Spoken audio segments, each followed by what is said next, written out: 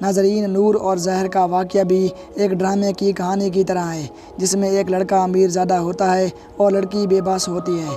جس طرح ڈرامے میں امیر زادے کے گھر والے اس کی ہر بری بات پر پردہ ڈالتے ہیں، بالکل اسی طرح اس واقعے میں بھی پیش آیا۔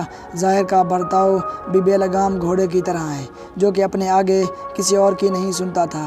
زہر کے دوست یہ کہتے ہیں کہ زہر ایک اکڑو اور غصے والا شخص ہے، جو کہ صرف اپنی ہی بات کو اہمیت دیتا ہے اور کسی اور انسان کی بات کو اہمیت نہیں دیتا۔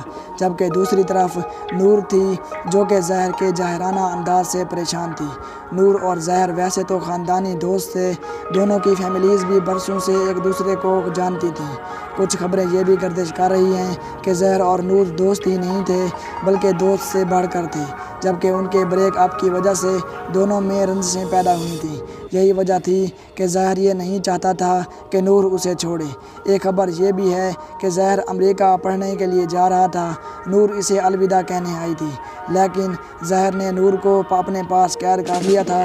نور کے والد کا کہنا ہے کہ واقعے کے ایک دن پہلے میں قربانی کا جانور لینے کے لیے چلا گیا اور نور کی والدہ بھی درزی سے کپڑے لینے کے لیے چلی گئی تھی۔ جب ہم گھر پر پہنچے تو نور گھر پر موجود نہیں تھی۔ نور کو کئی کالز بھی کیں، مگر نور کا فون مسلسل بند جا رہا تھا۔ ہم پریشان تھے کہ نور بن بتائے کہاں چلی گئیں، حالانکہ وہ بن بتائے کہیں گھر سے باہر جاتی ہی نہیں تھیں۔ لیکن نور کچھ دنوں سے کافی زیادہ پریشان بھی تھی، جیسے نور پر کوئی دباؤ ڈال رہا ہو۔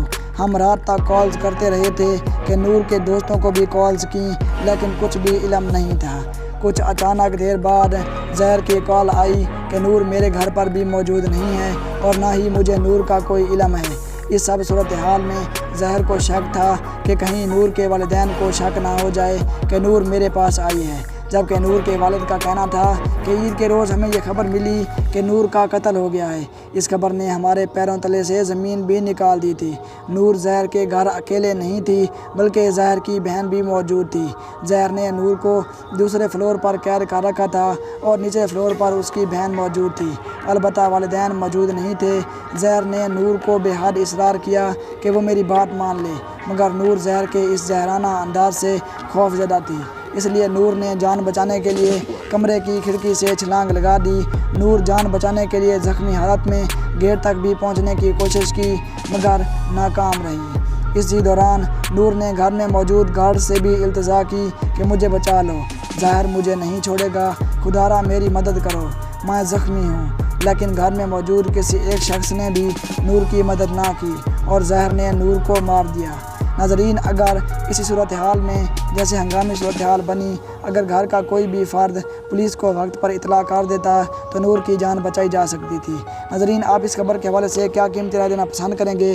ہمیں نیچے کمنٹ سیکشن میں ضرور آگاہ کریں، اور ایسی مزید ویڈیوز دیکھنے کے لیے DNP یوٹیوب چینل کو سبسکرائب کریں اور بیل کے آئیکن کو پریس کر لیں۔